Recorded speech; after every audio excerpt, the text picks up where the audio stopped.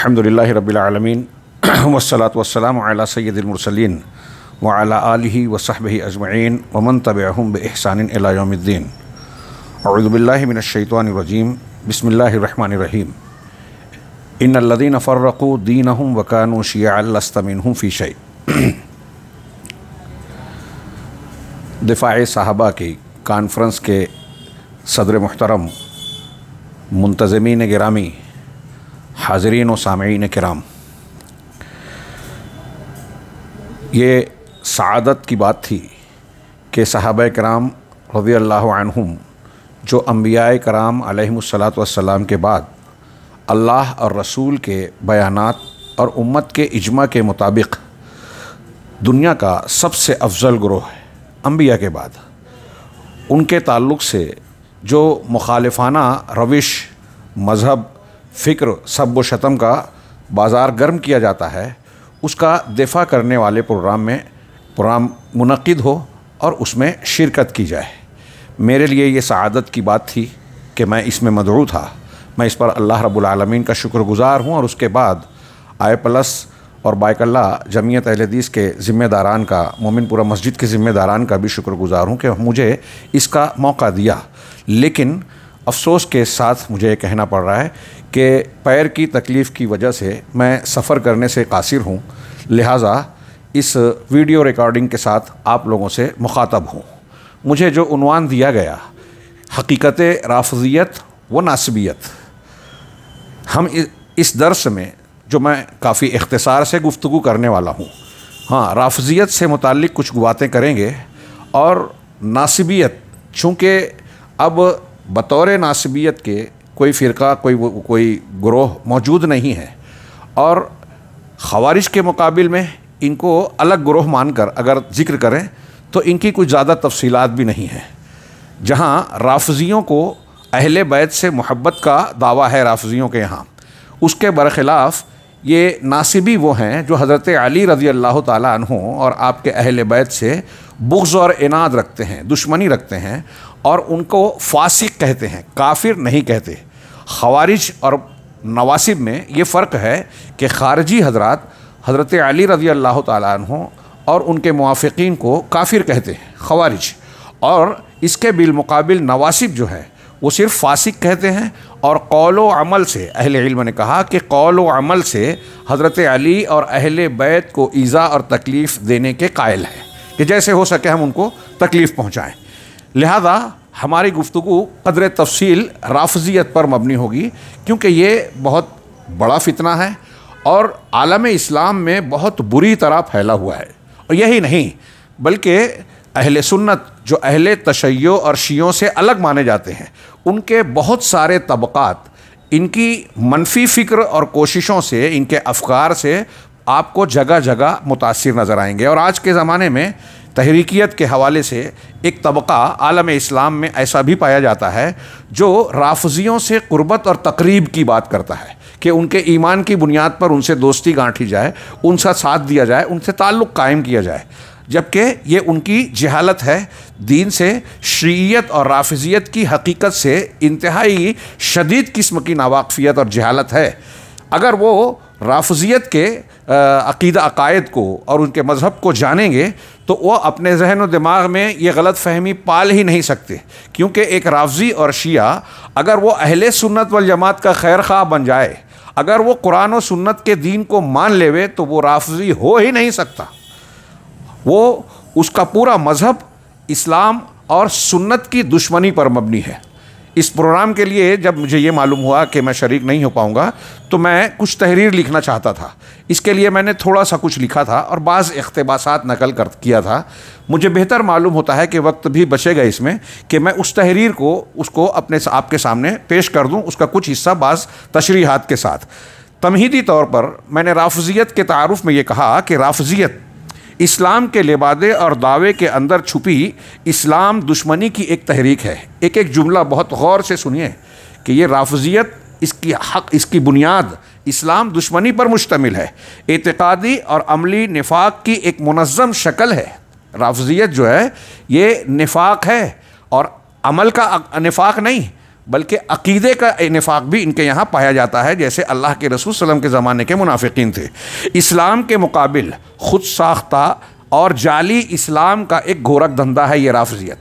हाँ, दीन हक़ के मुतवाज़ी इस्लाम का नाम ज़रूर है, लिबादा ज़रूर है, लेकिन इस्लाम के मुकाबले में बिल्कुल पैरेलल मुतवाज़ी तौर पर एक मुस्तकिल दीन है जो हर मसले और हर मामले में वही इलाही की कुल्ली या जुज़वी मुखालफत करता है। कहीं कुल्ली तौर से इस्लामी तालीम के ख़िलाफ़ जाता है, कहीं जुज़वी तौर से, जैसे वज़ू को मानते हैं तो वज़ू में जो है एक मसले का मैंने सिर्फ मिसाल के तौर पर बयान करने के लिए ज़िक्र किया कि वज़ू में जो है वो पैर को धोने के नहीं बल्कि मसह के कायल हैं।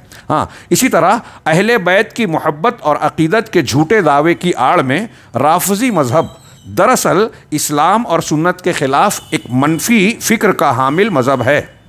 अब ये जो बातें मैंने कही है इसकी तायीद के लिए 2-3 इक़्तिबासात उलमाए सलफ़ में और जदीद दौर के 2 सलफ़ के उलमा और एक जदीद दौर के आलिम का मैंने इक़्तिबास नकल किया। ये इसलिए भी कि इसमें शियों के कुछ ऐसे बुनियादी अक़ायद का तज़किरा भी आ जाता है जिसकी बुनियाद पर यह साफ़ वाज़े हो जाता है कि ये हकीकी इस्लाम अहले सुन्नत वल जमात के दीन व मज़हब अक़ायद व इबादात से बिल्कुल अलग हैं। चुनांचे अल्लामा इब्न हज़्म का तज़किरा करूँ, अल्लामा इब्न हज़्म रहमहुल्लाह, हाँ, ये चौथी 5वीं सदी के बहुत मशहूर आलिम हैं, ज़ाहिरी कहलाते हैं। हाँ, इनका नसारा से मुनाजरा हुआ, ईसाइयों से मुनाजरा हुआ। दौरान निकाश मुनाजरे के बीच में नसारा ने अल्लामा इब्न हज़्म का रद्द करने के लिए अपनी तायीद में और इनकी मुखालफत में शियों की कुछ किताबें पेश की कि देखो ये आपके उलमा या आपके लोगों की किताबें हैं जिसमें आपकी बातें रद्द होती हैं। अल्लामा इब्न हज़्म ने इसके जवाब में जो बात कही, मैं अरबी इबारत छोड़ के सिर्फ तर्जुमा पेश करूं, वो कहते हैं उनका कहना था कि रवाफ़िज़ हकीकत में मुसलमान है ही नहीं। आप उनकी किताबें मेरे सामने पेश कर रहे हैं, हकीकत में रवाफ़िज़ मुसलमान ही नहीं हैं। लिहाजा दीन इस्लाम के ख़िलाफ़, अगर आप इस्लाम के ख़िलाफ़ मुनाजरा कर रहे हैं तो दीन इस्लाम के ख़िलाफ़ इन रवाफ़िज़ का कौल हुज्जत नहीं हो सकता, हुज्जत नहीं बन सकता। ये तो ऐसा गिरोह है जो नबी सल्लल्लाहु अलैहि वसल्लम की वफ़ात के 25 सालों बाद वजूद में आया। 25 सालों बाद। यहाँ मैं ज़िम्नन एक बात का जिक्र कर दूँ कि शिया का लफ्ज़ जो है शुरू में अल्लामा एहसान इलाही ज़हीर रहमहुल्लाह ने इसको बहुत तफसील से बयान किया कि शिया मुख्तलिफ़ अदवार में अलग अलग अकायद इसमें बढ़ते गए, उनकी शक्लें बदलती गई, फ़िरक़े बढ़ते गए। इब्तिदाई दौर में हज़रत अली के ज़माने में जो हज़रत अली का गुरोह था उनका साथ देने वाला, हज़रत अमीर मुआविया रज़ी अल्लाह तआला अन्हु के मुकाबिल उनको शियाने अली कहा जाता था, यानी अली रज़ी अल्लाह तआला अन्हु की जमात। और हज़रत अमीर मुआविया के मुआफ़िकीन और उनके साथियों को, उनके गुरोह को शियाने मुआविया कहा जाता था। तो ये एक गुरोह की फ़र्क था, ये उस वक्त तो मज़हब नहीं था। फिर बतदरीज ये एक मज़हब की शक्ल इख्तियार करता गया, लेकिन इब्तिदाई दौर की शीयत में थोड़ा सा बाद वालों के मुकाबले में फ़र्क था। हाँ, फिर अब्दुल्ला बिन सबा यहूदी जब बहसियत मुसलमान, यानी असलन यहूदी था, सनआ का, यमन का शहर सनआ है, वहाँ का रहने वाला यहूदी था, और इस्लाम के को नेस्त नाबूद करने, सबोताज करने के लिए, मुसलमानों के अंदर इख्तिलाफ पैदा करने के लिए, इन्हें कमज़ोर करने के लिए मकसद से वो मुसलमान हुआ। आगे ये भी गुफ्तगू है, एक मुस्तकिल बहस है कि मौजूदा दौर के कुछ शियों ने ये कोशिश की कि ये बताएं कि अब्दुल्ला बिन सबा कोई शख्स था ही नहीं, उसके वजूद का ही इनकार करते हैं। हाँ, जबकि उनकी शियों की उम्महातुल कुतुब और उनकी बुनियादी किताबों में अब्दुल्ला बिन सबा का तज़किरा है, और उनके बड़े बड़े पुराने उलमा का भी एतराफ़ है, और जदीद उलमा में भी बड़ी तादाद मिलेगी कि ये यहूदी था और फिर इस्लाम कबूल करके हज़रत अली रज़ी अल्लाह तआला अन्हु की मोहब्बत में ये आगे बढ़ा। और इसके नाम से शियों के जो फ़िरक़े हैं, उन फ़िरक़ों में से एक सबाइया, अब्दुल्ला बिन सबा की तरफ निस्बत करते हुए सबइया नाम का एक मुस्तकिल फ़िरक़ा भी है। हाँ, तो उसने इस्लाम में दाखिल होने का ढोंग रचा और फिर मुख्तलिफ़ अकायद की बुनियाद कायम की, जिसकी अहम कड़ी और बुनियाद जो थी शियों के और रवाफ़िज़ के पूरे दीन की असलुल उसूल, यानी जिसको वो तौहीद से भी ज़्यादा अहम समझते हैं, वो मसले इमामत है, जिसकी वो एक तशरीह करते हैं। और मैं ऐसा मानता हूँ थोड़े मुताले और तहक़ीक़ की बुनियाद पर कि इस मसले इमामत को बुनियाद बनाकर अपने मज़हब की सारी बातों को इसी के गिर्द घुमाया। कुरान इनके इस मसले की तायीद नहीं करता तो कुरान को मुहर्रफ बना दिया, उसको नाक़िस करार दे दिया। उसकी तावील करने लगे, इनके मुआफिक बातें नहीं हैं तो कहा कि कुरान में ज़ाहिर और बातिन भी है। और फिर इमामों को, जो 12 इमाम इस्ना अशरिया वाले हैं और दूसरे लोग कम ज़्यादा मानते हैं, तो वो अपने इमाम को कहते हैं कि उन पर भी वही आती थी। और शियों के मज़हब के मुताबिक अक्सर लोगों के इमाम के कौल से कुरान को मनसूख किया जा सकता है, और कुरान का ज़ाहिरी माने के साथ साथ उसका बातिनी माना भी है। और इसकी तशरीह में आप पढ़िए, शियों के यहाँ जो किताबें हैं ऐसी ऐसी तफासिर वो नकल करते हैं जिसको पढ़कर सुनकर आप हंसेंगे। मरजल बहरैन यल्तक़ियान, बहरैन से 2 समुंदरों से मुराद अली और फातिमा है। यखरुजु मिनहुमुल लुअलु वल मरजान, मोती और मरजान उन समुंदरों से निकलते हैं, तो कहा इससे हसन और हुसैन मुराद हैं। उन्होंने कहा या अय्युहर रसूलो बल्लिग मा उनज़िला इलैक, के अल्लाह ने जो आपकी तरफ नाजिल किया है ए रसूल आप उसकी तबलीग कर दीजिए। तो क्या तबलीग करना है? वो कहते हैं अली की इमामत जो रसूलुल्लाह सल्लल्लाहु अलैहि वसल्लम के बाद बिला फसल होगी। और ऐसे अगर आप उनके नमूने नकल करें उनकी तफासिर की, जो बातिनी माना और इमाम की तफसीर के हवाले से वो गढ़ते हैं, बयान करते हैं, तो बहुत सारी तफासिर आपको मनमानी ही नहीं बल्कि मुद्हका खेज़ नज़र आएगी। बहरहाल थोड़ी सी बात फैल गई। ये मैं अल्लामा इब्न हज़्म का इक़्तिबास पढ़ रहा था कि वो कहते हैं कि ये ऐसा गुरोह है जो नबी सल्लल्लाहु अलैहि वसल्लम की वफ़ात के 25 सालों बाद वजूद में आया, और उसकी शुरुआत भी एक ऐसे शख्स की बात मानने से हुई जिसने अल्लाह की मदद और ख़ैर की तौफ़ीक़ से महरूम होकर, खिज़लान का शिकार, महरूमी का शिकार होकर इस्लाम के ख़िलाफ़ साजिश रची।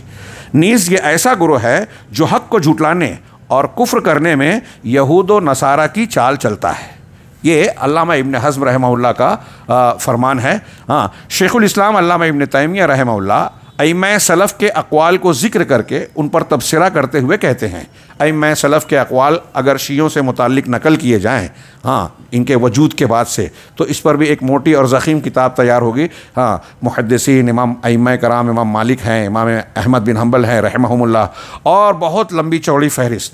तो आपको ये बिल्कुल वाज़ेह मिलेगा कि ये अइम्मा बिल्कुल साफ़ साफ़ कहते हैं कि शिया जितने भी गुरोह दुनिया में पाए जाते हैं मुसलमान इस्लाम की तरफ, सब सारे तवाइफ में सबसे ज़्यादा झूठे हैं। बाज़ मुहद्दिसीन ने कहा कि आप रिवायत किसी भी तबके से ले सकते हैं सिवाय रवाफ़िज़ के, क्योंकि उनके यहाँ झूठ बिल्कुल आम है, उनके अक़ीदे का हिस्सा है। शेखुल इस्लाम अल्लामा इब्न तैमिया के कौल में भी ये बात आएगी। अल्लामा इब्न तैमिया कहते हैं अक़वाल अइम्मा, अक़वाल सलफ़ नकल करने के बाद कुछ अक़वाल कि रहे रवाफ़िज़ तो उनकी बिदत की बुनियाद ज़िंदका या ज़ंदका यानी बेदीनी, निफ़ाक़, ज़िंदका इल्हाद व बेदीनी, और क़स्द व इरादे यानी जानबूझकर गुमराही इख्तियार करने पर कायम है। इल्हाद, बेदीनी, ज़ंदका और क़स्दन गुमराही को इख्तियार करने पर कायम है। उनके यहाँ अल्लामा इब्न तैमिया कह रहे हैं कि उनके यहाँ झूठ की बहुतात और फरावानी है, और वो ख़ुद इसका एतराफ़ करते हैं, सिर्फ इल्ज़ाम नहीं है दूसरों का, ख़ुद शिया भी इसका एतराफ़ करते हैं। वो इस तरह कैसे एतराफ़ करते हैं? वो इस तरह के उनका ख़ुद का कहना है दीनुना अत्तक़िया, हमारा दीन तक़िया पर मुश्तमिल है। और तक़िया ये है कि आदमी ज़बान से वो बात कहे जो दिल में मौजूद बात के ख़िलाफ़ हो, और यही तो झूठ और निफाक है। ये लोग दलील बनाते हैं कुरान की उस आयत और उस बात को जिसमें यह बयान किया गया है कि अगर किसी मोमिन को मजबूर किया जाए, उसकी जान पर आ जाए, हाँ, मन उकरहा व क़ल्बुहु मुतमइन्नुन बिल ईमान वाली आयत सूरह नहल की, कि जिसको मजबूर किया जाए और वो कलमा कुफ्र ज़बान से कहता है लेकिन दिल में ईमान रखता है, ये एक ख़ास शक्ल में ख़ास कंडीशन की इजाज़त, रुख्सत है, अजीमत नहीं है, अफजल बात नहीं है। जान बचाने के लिए अगर कोई मुसलमान चाहे तो ऐसा कर सकता है, लेकिन जान दे दे, कलमा कुफ्र ना कहे, ये फजीलत की बात है। तो उस बात को ये लोग एक आम दीन का हिस्सा करार देते हैं, और तक़िया उनके दीन की बुनियादों में से एक बुनियाद है। उसूल काफ़ी कलीनी की, उसमें जो शियों की बुनियादी किताब मानी जाती है, उसमें एक इबारत है जिसका मफ़हूम यह है कि दीन के 10 हिस्सों में से 9 आशरा दीन फ़ी तक़िया, दीन के 10 हिस्सों में से 9 हिस्सा तक़िया है। बताइए, हाँ, हज़रत अली रज़ी अल्लाह तआला अन्हु जब अबू बकर सिद्दीक़, उमर फ़ारूक और उस्मान गनी के ज़माने में उनकी खिलाफत को बज़ाहिर मान रहे थे, ये कहते हैं तक़िया कर रहे थे। हाँ, ऐसे बहुत सारे उमूर को वो तक़िये पर मुश्तमिल करते हैं। तो कहते हैं दीनुना तक़िया, हमारा दीन तक़िये पर मुश्तमिल है। और तक़िया ये है कि आदमी ज़बान से वो बात कहे जो दिल में मौजूद बात के ख़िलाफ़ हो, और यही तो झूठ और निफाक है। अल्लामा इब्न तैमिया कह रहे हैं। चुनांचे इस मामले में उनका हाल उस कौल के मुताबिक है कि रमतनी बेदाएहा वंसल्लत, कि उसने, उस औरत ने अपना ऐब मुझ पर थोप दिया और ख़ुद भाग निकली। ये दो कदीम उलमा की इबारत मैंने नकल की, इख्तिसार के तहत बहुत सारे अक़वाल थे, तर्क कर दिया। एक जदीद दौर के एक आलिम हैं नासिर अल-ग़िफ़ारी, अरब आलिम, अब इनकी किताब है मसअलतुत तक़रीब। तक़रीब यानी क़ुर्बत पैदा करना, करीब होना। ये आजकल एक जो तहरीक चली, ख़ास तौर से तहरीकियों, हमारे यहाँ जमात इस्लामी के लोग हैं जो शियों और सुन्नियों के दरमियान, है ना, मौलाना मौदूदी की वफ़ात के वक्त भी ये नारा लगा रहे थे कि ला शीइया वला सुन्निया, हाँ, इस्लामिया इस्लामिया। बताइए कि सुन्नियत की भी, शीयत की आपने नफ़ी की, सुन्नियत की भी नफ़ी कर दी। अगर सुन्नत नहीं है तो इस्लाम कहाँ बचेगा? इस्लाम ही तो सुन्नत है और सुन्नत ही इस्लाम है। हाँ, इमाम बरबहारी के कौल में है अल इस्लाम हुवा सुन्ना व सुन्नत हुवा अल इस्लाम। हाँ, तो कहा ये मसला तकरीब में वो कहते हैं कुछ लोग के शियों और सुन्नियों में क़ुर्बत की जाए, दोस्ती और ताल्लुक़ कायम किया जाए। उसका जवाब देते हुए उन्होंने बड़ी प्यारी बात कही और मैंने ये इक़्तिबास इसने नकल किया कि शियों के कुछ बुनियादी बातों को इसमें ज़िक्र किया गया है। कहते हैं कि उन लोगों से तकरीब यानी क़ुर्बत बनाना कैसे मुमकिन है जो किताबुल्लाह को निशाना बनाते हैं, किताबुल्लाह को मुहर्रफ कहते हैं।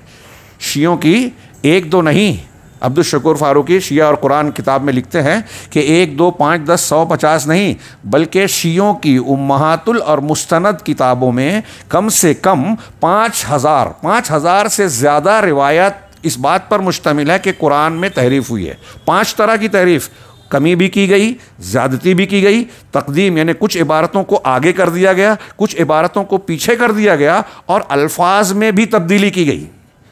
और वो कहते हैं कि असल कुरान मौजूदा कुरान से 3 गुना ज़्यादा था और असली कुरान इमाम गायब के पास जो सुर्र मन रआ के गार में बैठे हुए हैं उनके पास है। आजकल कुरान लोगों के पास नहीं है, इसलिए शिया अल्लाह पर इल्ज़ाम लगाते हैं कि आज के ज़माने के मुसलमानों पर असली कुरान के पास कुरान मौजूद नहीं है, इसलिए अल्लाह ताला तर्के वाजिब का मुर्तकिब है, गुनहगार है नौज़ुबिल्लाह, कि उनको हिदायत देनी थी, कुरान देना था, लेकिन अभी नहीं दे रहा है। और जब इनका अक़ीदा 313 खालिस और सच्चे शिया दुनिया में पैदा होंगे तो ये इमाम गायब निकलेंगे। हाँ, और उसके लिए इमामत के उसमें सुन्नियों को कत्ल किया जाएगा और मक्का मदीना को फ़तेह किया जाएगा और मदीना में अल्लाह के नबी सल्लल्लाहु अलैहि वसल्लम के रोज़ा अतहर के बगल में जो अबू बकर सिद्दीक़ उमर फ़ारूक के कब्र है उनको कब्र से निकाल के सूली दी जाएगी, उनके मानने वालों को कब्रों से निकाल के सूली दी जाएगी और फिर वो हुकूमत कायम होगी। और इसी के लिए खुमैनी ने विलायत फ़क़ी का एक दर्जा बिदअत के तौर पर शिया मज़हब में भी ईजाद किया और अपने आप को उसका हामिल बताते हुए कहा कि दौलतुल मुअत्तिन हमारी हुकूमत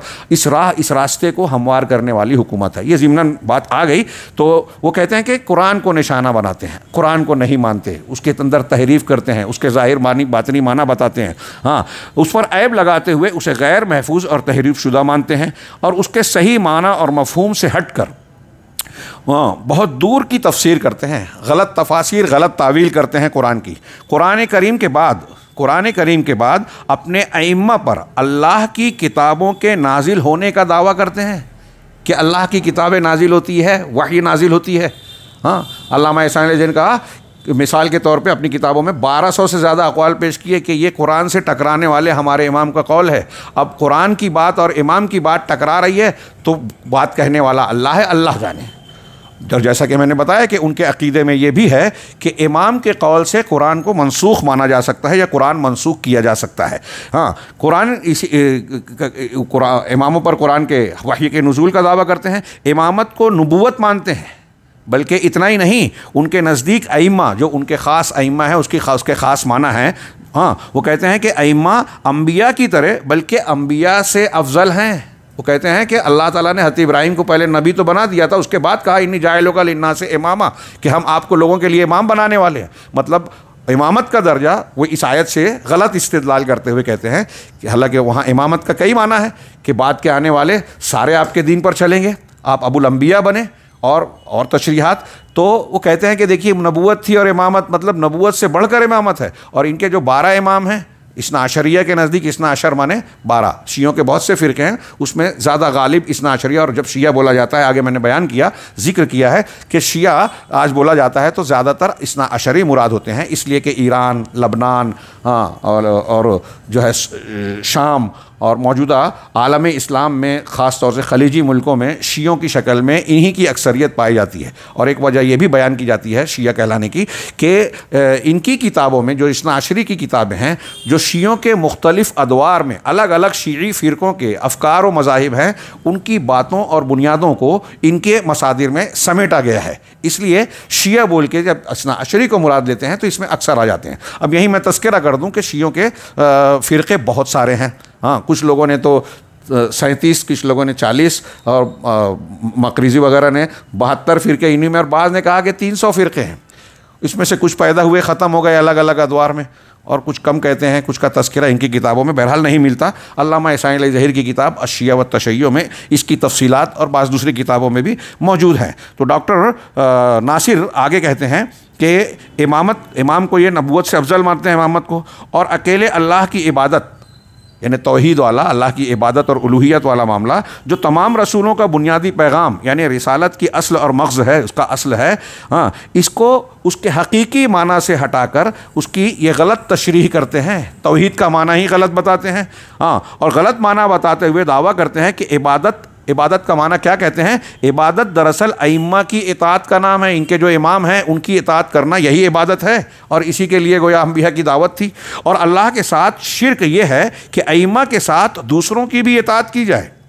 नीज़ ये वो लोग हैं, ये शिया रवाफिज़, जो रसूलुल्लाह सल्लल्लाहु अलैहि वसल्लम के ख़ियारे सहाबा की तकफ़ीर करते हैं, इनसे तकरीब की जाए, बल्कि इनकी मुख्तलिफ़ रिवायात के तहत सिर्फ 3 या 4 या बाज़ रिवायत के मुताबिक 7 सहाबा कराम के अलावा तमाम सहाबा कराम पर मुर्तद होने का हुक्म लगाते हैं कि अल्लाह के रसूल सल्लल्लाहु अलैहि वसल्लम की वफ़ात होने के साथ ही इन्होंने अहले बैत और हज़रत अली का हक़ अबू बकर सिद्दीक़, फिर उमर, फिर उस्मान को दिया, तो गस्ब किया, और इस बुनियाद पर वो काफिर हो गए, और उनके मानने वाले या उनको खलीफा अमीरुल मोमिनीन मानने वाले भी काफिर हो गए। हाँ, तो सब पर हुक्म लगाते हैं कुफ्र का, मुर्तद का। इसी तरह इमामत, जिसका उनके नज़दीक मखसूस माना और दर्जा है, अइम्मा के मासूम होने और तक़िया के अक़ायद के ज़रिए जो लोग मुसलमानों से अलग हुए हों, और रजात इनका एक अक़ीदा है कि नबी करीम सल्लल्लाहु अलैहि वसल्लम बाज़ अली और बाज़ दूसरे अइम्मा के बारे में भी ये अक़ीदा रखते हैं कि दुनिया से जाने के बाद ये बार वापस लौट कर आएंगे, और बार बार लौट के आते हैं अलग अलग शक्लों में।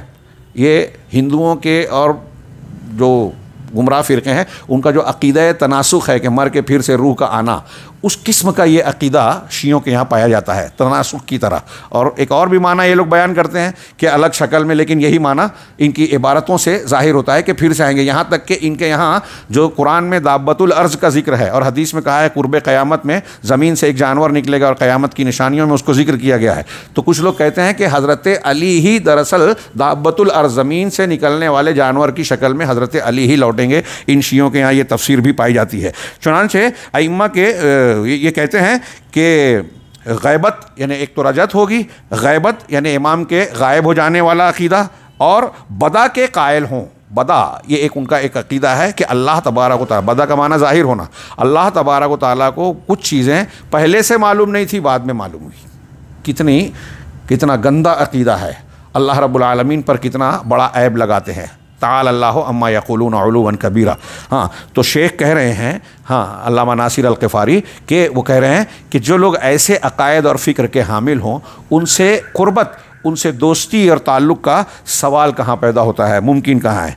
इन 3 इक़्तिबासात को दरअसल हमने अपने इब्तिदाई दावों की तायीद के लिए पेश किया गया है, जिनमें मज़कूर रवाफ़िज़ के चंद बुनियादी अक़ायद से साफ़ हो जाता है कि रवाफ़िज़ का दीन किताब व सुन्नत के दीन इस्लाम से बिल्कुल अलग दीन है। फिर मैंने रवाफ़िज़ का वजह तस्मिया कि इनको राफ़ज़ी क्यों कहा जाता है, तो इनके एक अल्लामा मजलिसी गुज़रे हैं। रफ़ज़न माने छोड़ देना, फेंक देना, मुस्तरद करना का माना होता है। हाँ, रवाफ़िज़ के शेख मजलिसी ने अपनी किताब बिहारुल अनवार में एक बाब कायम किया, फ़ज़लुर राफ़िज़ा व मदहुत तस्मियत बिहा, और उसके तहत एक रिवायत नकल की है कि सुलेमान आमश कहते हैं कि अबू अब्दुल्ला जाफ़र बिन मोहम्मद के पास आकर कहा, मैं आप पर फ़िदा, लोग हमें राफ़ज़ी का नाम देते हैं, रवाफ़िज़ का नाम देते हैं, आखिर रवाफ़िज़ क्या है?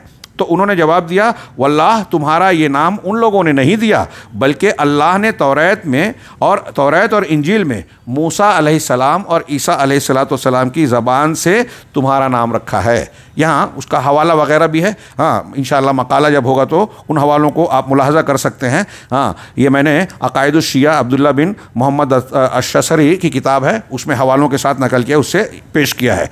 एक बात यह कही गई है कि इन्हें राफिज़ा कहने की वजह यह है कि वो यानी उनके कुछ लोग ज़ैद बिन अली बिन हुसैन के पास आए और कहा कि आप अबू बकर और उमर रज़ी अल्लाह तआला अन्हु से बराअत ज़ाहिर करें, उनसे ला ताल्लुक़ी का मुज़ाहरा करें, उन पर तबर्रा करें, तो हम आपके साथ हो जाएंगे, आपका साथ देंगे। उन्होंने जवाब देते हुए कहा कि वो दोनों तो मेरे नाना के साथी थे, जनाब मोहम्मद रसूलुल्लाह सल्लल्लाहु अलैहि वसल्लम के इंतहाई करीबी दोस्त और साथी नहीं, बल्कि मैं तो उनसे वला और दोस्ती का इजहार करता हूँ, रोकती रखता हूँ। ये सुनकर उन्होंने कहा इज़न नरफ़ुज़ु का, जब ऐसा है तो हम आपको छोड़ते हैं, यानी रफ्ज़ का लफ्ज़ इस्तेमाल किया उन्होंने, हम आपको छोड़ते हैं। चुनांचे उनका नाम इस बिना पर राफिज़ा रखा और जिन्होंने हज़रत ज़ैद से बैत की और उनकी मुआफ़क़त की, उनका नाम ज़ैदिया पड़ गया। शियों का एक फ़िरका है, यही फ़िरका जो है हज़रत बकर सिद्दीक़ और उमर फ़ारूक की मुखालफत या उन पर तबर्रा का कायल नहीं है। ये मिन अक़ायद शिया तालिक़ात अला मतन लमअतिल एतिक़ाद से नकल शुदा इबारत है।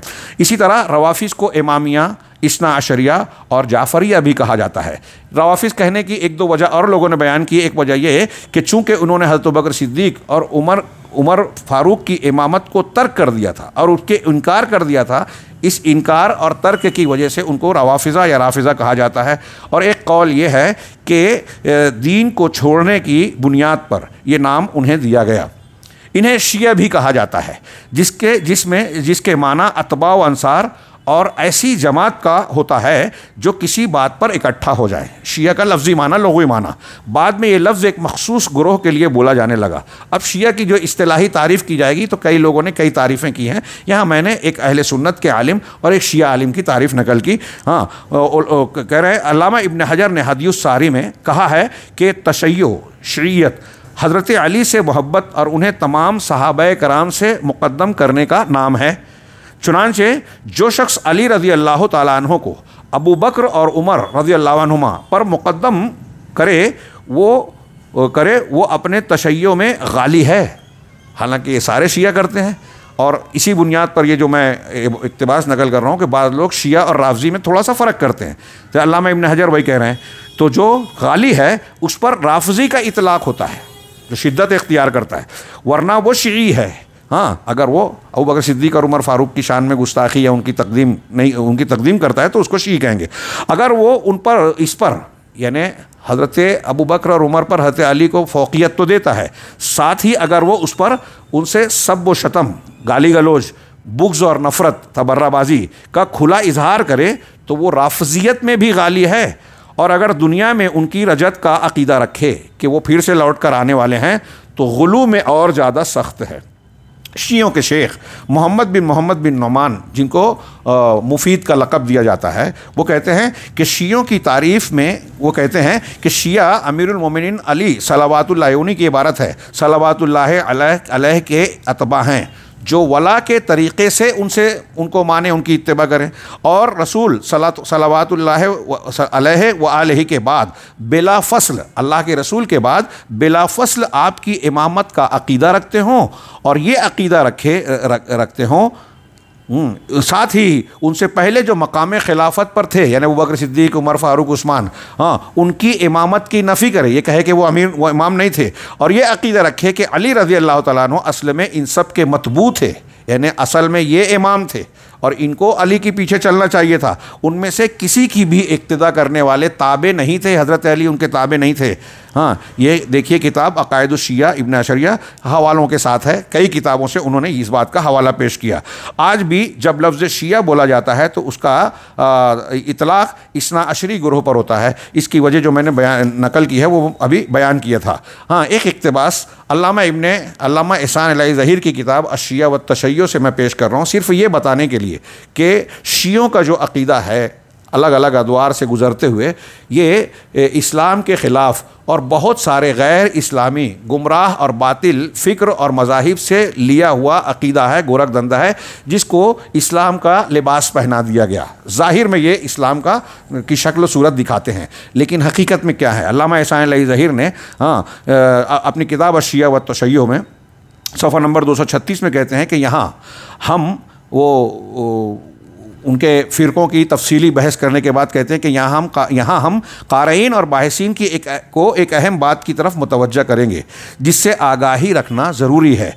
वो ये है कि हमने इस बाब में शियों के जितने फ़िरक़ों का तज़किरा किया उनमें से हर फ़िरक़ा जिन अक़ायद व मुतक़दात का हामिल है, कोई कारी अगर उनका मुख्तसर मुताला भी करे, अल्लामा इब्न तैमिया कहते हैं कि शियों के अक़ायद का मुख्तसर मुताला भी करे तो वो इस हकीकत से वाकिफ़ हो जाएगा कि उनमें से हर किसी ने शियों के जितने गुरोह हैं, हर किसी ने सबाइयों यानी यहूद के अबना असबैया का लफ्ज़ उन्होंने इस्तेमाल किया, यहूद के बेटे और उनके दुमछल्ले कहूँ मैं कहूँ से बड़ा हिस्सा लिया है, यानी यहूदियों से काफ़ी कुछ अख़ज़ किया है इन लोगों ने। साथ ही हर शिया फ़िरक़े ने दूसरे बातिल मज़ाहिब यानी नसरानियत, मजूसियत का इनके यहाँ काफ़ी दखल है, ईरान के पुराने मज़ाहिब का। हाँ, ये एक मुस्तकिल मज़हब है, इसमें से एक बात अलग अलग तफसील का तकाज़ा करती है, हम बड़े इजमाल से गुफ्तगू कर रहे हैं। मजूसियत हिंदुओं, बाबिलियों, आशूरियों, कुल्लानियों वग़ैरह के पुरफरेब और मुआनदाना अफकार से चुल्लू भर के, यानी बड़े चुल्लू बहुत सारे तालीमात अपने दामन या मज़हब में इन्होंने समेटा है। इसी तरह पहले मरहले के तशय्यो के तरक्की के बाद, यानी जो इब्तदाई दौर की शीयत थी उसकी तरक्की के बाद उन्होंने अपने तमाम अदवार और हर ज़माने में रजात, गैबत, बराअत, वसाया और तवारुस के कौल से ये लोग चिमटे रहे। इल्तिज़ाम किया, पाबंदी की, यानी ये अक़ीदे इख्तियार किए, रजत का अक़ीदा इन बार बार लौट के आने का, इमामों के गैबत का, बराअत, सहाबा कराम से बराअत, हाँ, और वसीयत यानी अल्लाह के रसूल सल्लल्लाहु अलैहि वसल्लम ने वसीयत की थी मेरे बाद हज़रत अली और फ़लाँ अहले बैत होंगे, जैसा कि उनके बानी मज़हब यानी अब्दुल्ला बिन सबा और उसके मुआफ़िकीन ने इस बात की बुनियाद जमाई थी अशिया व तशय्यो से। ये बात नकल की गई। ये चंद बातों के बाद मैं ख़ुलासे के तौर पर 2-3 बुनियादी बातें कहना चाहूँगा कि आप शियों के और असल इस्लाम के दरमियान फ़र्क करने, अहले सुन्नत के दरमियान बुनियादी फ़र्क सिर्फ मोटे मोटे अहकाम व मसाइल का फ़र्क नहीं है जैसे हनफी शाफ़ई में कुछ मसाइल का फ़र्क होता है, बल्कि यहाँ बुनियादी अक़ायद का फ़र्क है। और जैसा कि मैंने कहा कि शिया कुरान की बातिनी तफसीर के कायल हैं, मैंने कहा कि इनके बहुत सारे फ़िरक़े हैं। अगर आप गौर से देखें, मैं एक बहुत अहम बात कहने जा रहा हूँ, अगर आप गौर से देखें और मुसलमानों की तरफ या इस्लाम के अंदर रहते हुए इस्लाम को नुकसान पहुंचाने वाले जो अक्सर बिदती फ़िरक़े हैं, इनमें से जो बिदती फ़िरक़े हैं उनमें से अक्सर का ताल्लुक़ आपको रफ्ज़ तशय्यो से ज़रूर मिलेगा। हाँ, इनके जितने बातनी हैं, जैसे शाम में नुसैरिया हैं जो हज़रत अली रज़ी अल्लाह तआला अन्हु के अंदर ये मानते हैं कि अल्लाह ने हुलूल कर लिया था। दरूज़ एक फ़िरक़ा है, करामता हैं, ये बातनी कहलाते हैं। और आजकल आलम इस्लाम में ये यहूद व नसारा, हाँ, इसराइल और अमेरिका वगैरह का साथ देते हैं, अपना लश्कर बनाते हैं, जैसे दाइश बनाई थी उसमें ये लोग भी शरीक थे, और फिर जाहिर ये करते हैं कि ये सलफ़ी थे असल मुसलमानों को बदनाम करने के लिए। तो शियों के बहुत सारे फ़िरक़े हैं। तो बातनियाँ के अलग अलग जो गुरोह पैदा हुए, इनका ताल्लुक़ भी आपको शियों से मिलेगा। और जितने सूफ़ियों के सिलसिले हैं, चिश्तिया, कदरिया, नक्शबंदिया, सहरवर्दिया वगैरह वगैरह, ये 4वीं 5वीं 6वीं सदी हिजरी में वजूद में आए। इनके बानी अजमी थे, गैर अरब, और अपने आप को अहले बैत से जोड़ते हैं। इनमें भी दरअसल शियों की कारस्तानी नज़र आएगी कि इस्लाम के नाम पे सुन्नियों के अंदर जहालत, खराबी, कुरान व हदीस की मुखालफत पैदा करने के लिए ज़ाहिर में ऐसा तबका पेश किया जाए जो अपने आप को बड़ा दीनदार कहे, तज़किया नफ्स का हामिल कहे, कुरान हदीस का नाम लेवे, लेकिन कुरान व हदीस के नाम पर शिर्क और बिदत की तालीम देवे, कुरान व हदीस की मुखालफत करवाए। ये कोई छोटा मोटा मामला नहीं है, बहुत ही संगीन किस्म का ख़तरा। और पूरे इस्लाम के अदवार में इन्होंने इस्लाम और मुसलमानों की मुखालफत इख्तियार की, दुश्मनी इख्तियार की। और आप देखेंगे कि हज़रत उस्मान गनी की शहादत से लेकर, हाँ, हज़रत उस्मान गनी की शहादत, बल्कि हज़रत उमर को भी जोड़ लीजिए उनकी शहादत, फिर उसके बाद आप कहें वाक़े जंग जमल और जंग सिफ़ीन हो, वाक़या करबला हो, सुकूत बगदाद हो, इस्लामी तारीख़ के बहुत बड़े बड़े अलमिया जिसमें मुसलमानों को बड़ा नुकसान पहुँचा, दावत व तबलीग को नुकसान पहुँचा, मुसलमानों की लाखों की तादाद कत्ल और शहीद की गई। और आज भी इराक़ का मसला हो, हाँ, शाम का मसला हो, और आलम इस्लाम में जो फ़लस्तीन वगैरह के मसाइल हैं, इसमें आपको ये नज़र आएगा, थोड़ी सी तहकीक करेंगे, कि सुन्नियों के ख़िलाफ़ शिया सरगर्म अमल हैं और यहूद व नसारा का साथ देते हैं। चुनांचे यहाँ मैं 1-2-3 फिर से बात को दोहरा रहा हूँ, वो ये कि रवाफ़िज़ के यहाँ कुरान मुहर्रफ और नाक़िस है, जैसे कि मैंने बताया कि ये क्या मानते हैं।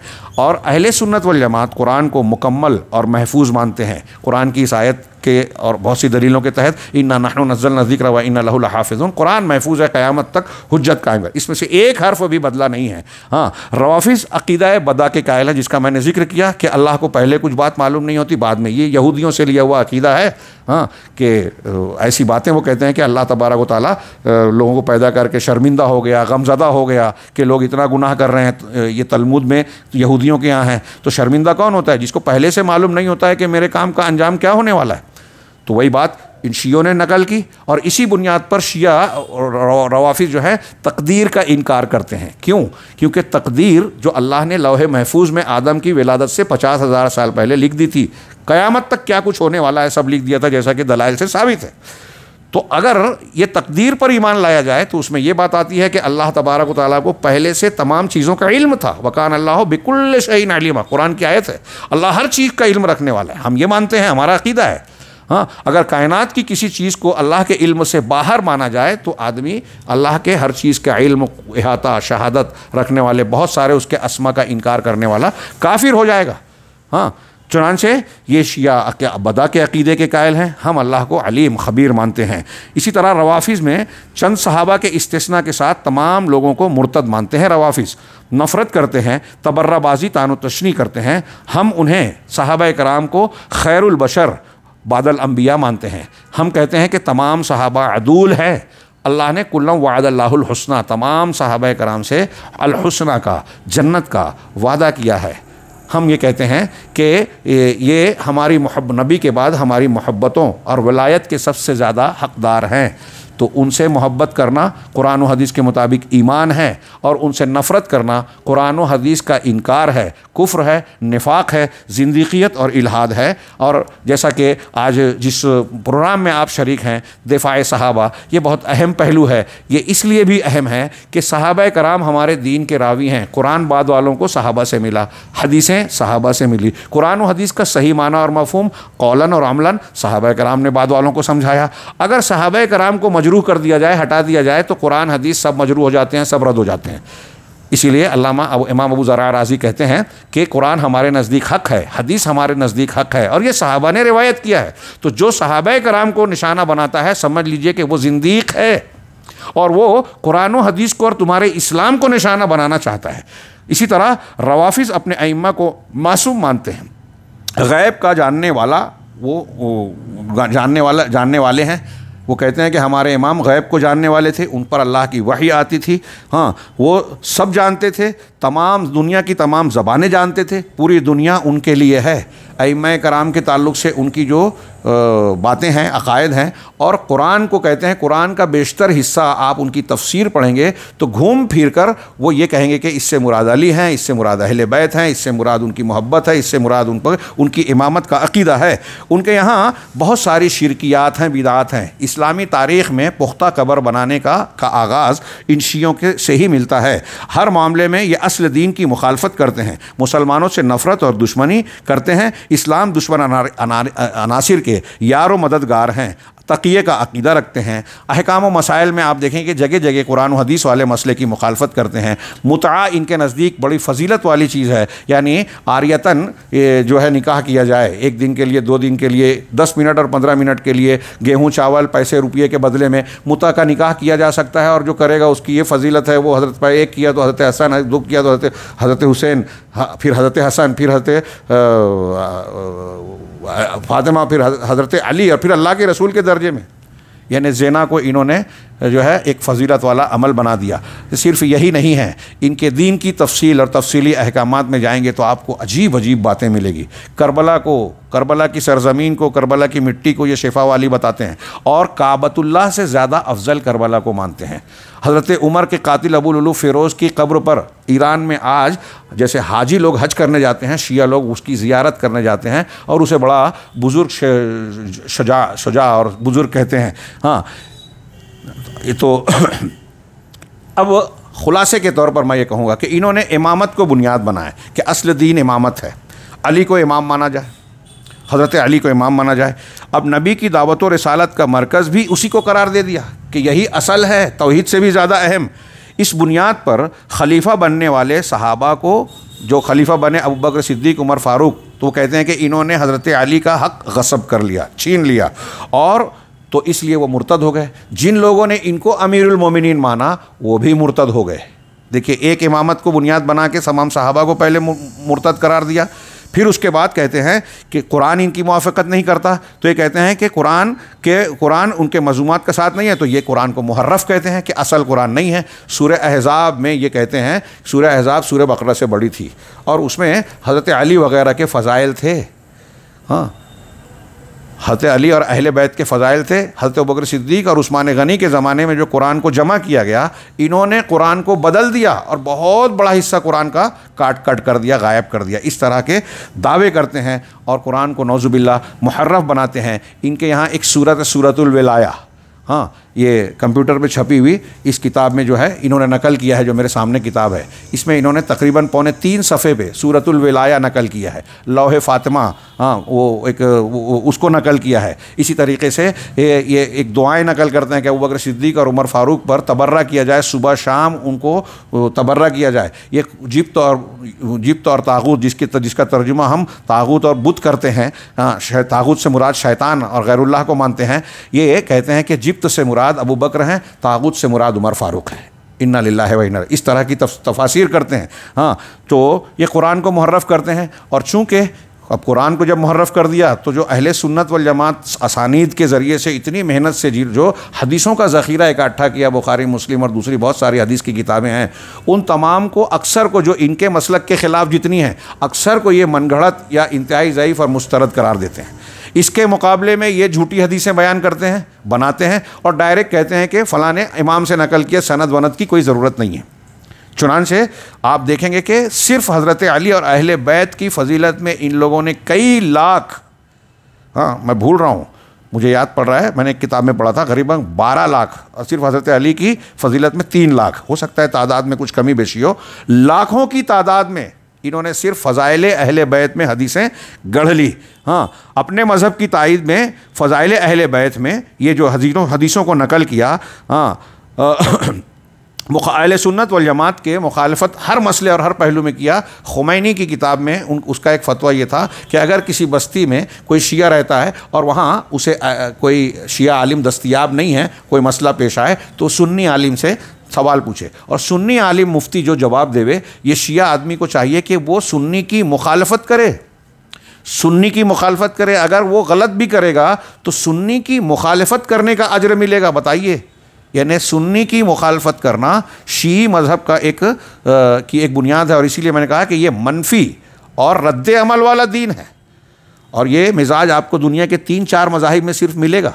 यहूदियों में मिलेगा, तलमुदी अपने अलावा सबको जानवर मानते हैं, जानवरों का बाड़ा उनका घर कहते हैं, असल इंसान यहूदी हैं। इसी तरह मजूसियों के यहाँ भी है, इसी तरह यहूद के बाद मजूसी और शिया, और आपको ब्राह्मण मिलेंगे।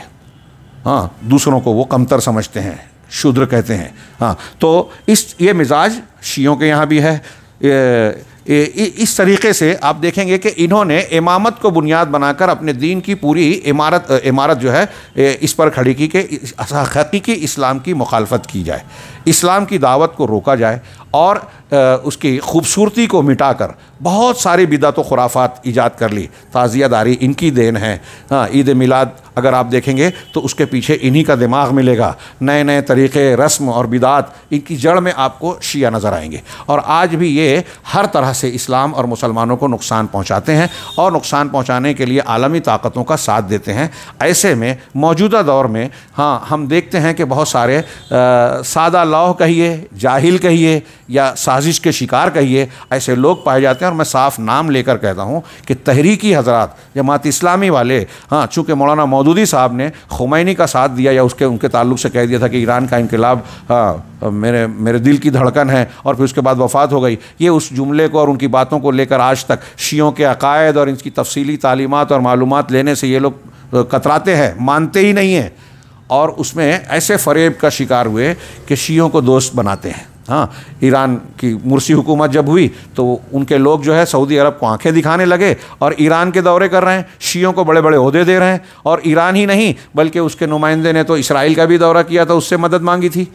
इनके इस तरह की दोस्तियाँ होती हैं, और अहले हक़ किताब तौहीद और सुन्नत को मानने वाले इनकी नज़र में दुश्मन होते हैं। आज सोशल मीडिया पर, ज़राए इब्लाग़ पर मुसलमानों के नाम पर जिनका असर नज़र आता है, वो या तो आपको अक्सर ये बड़ी तादाद शियों की मिलेगी फ़िल्मों में, ज़राए इब्लाग़ में, हाँ, या शियों के मुआफ़िकीन की मिलेगी, या ये जो है तहरीकी हज़रात। चुनांचे अगर कोई मामला होता है तो आप देखेंगे कि मीडिया, सोशल मीडिया हो या मेन मीडिया हो, उनमें गलत इस्लाम को इस्लाम की शक्ल में पेश किया जाता है। सुन्नियों और ख़ास तौर से सऊदी अरब या तौहीद के मानने वाले जो असली इस्लाम की दावत देने में कमर बस्ता हैं, उनको बदनाम करने की कोशिश की जाती है। ऐसे में हम तमाम लोगों को, नई नस्ल को, नौजवानों को जानना चाहिए और इर्द गिर्द लोगों को बताना बहुत बहुत ज़रूरी है, क्योंकि फितने जो है वो बड़ी चमकदार शक्ल में आते हैं। लोग उसको उसकी अच्छाई की शक्ल में देखकर धोखा खा जाते हैं, और फिर उसको आलिम के लिए या अहले इल्म और जानने वालों के लिए उसे समझाना बड़ा मुश्किल होता है। क्यों? इसलिए कि जो लोग धोखा खाते हैं ऐसे मुनाफिकीन से, वो हकीकत को जानते नहीं हैं और जानने की कोशिश नहीं करते। जब उन्हें बताया जाता है तो वो एतमाद नहीं करते। लिहाजा दीन की असल बुनियादों को सीखना और दीन के दुश्मनों की भी पहचान रखना अपने दीन, अपने अक़ीदे, अपनी दुनिया और अपने आखिरत को बचाने के लिए बहुत ज़रूरी है। मैं थोड़ी बात तफसील, हालांकि ये जो कुछ मैंने पेश किया बहुत ही मुख्तसर पेश किया, फिर भी मेरा जो इरादा था उसके मुकाबिल ये वक्त ज़्यादा लग गया।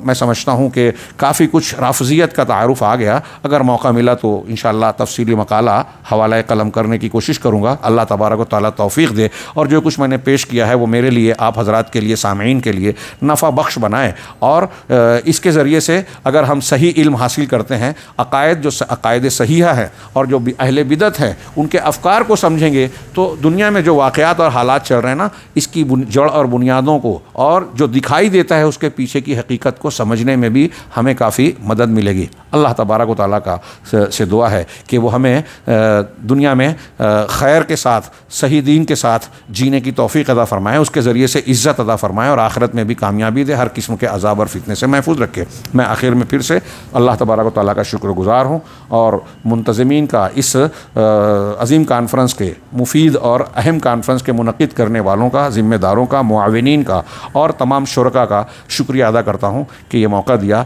अल्लाह तबारक व तआला ये सारी चीज़ें, बातें, कोशिशें इसे कबूल फ़रमाए और हमारे हसनात में दर्ज करके इसे हमारे लिए कामयाबी और बुलंद रफ़े दर्जात का ज़रिया बनाए। व आखिर दावाना अनिल हम्दुलिल्लाहि रब्बिल आलमीन व सल्लल्लाहु अला नबिय्यिना मुहम्मद।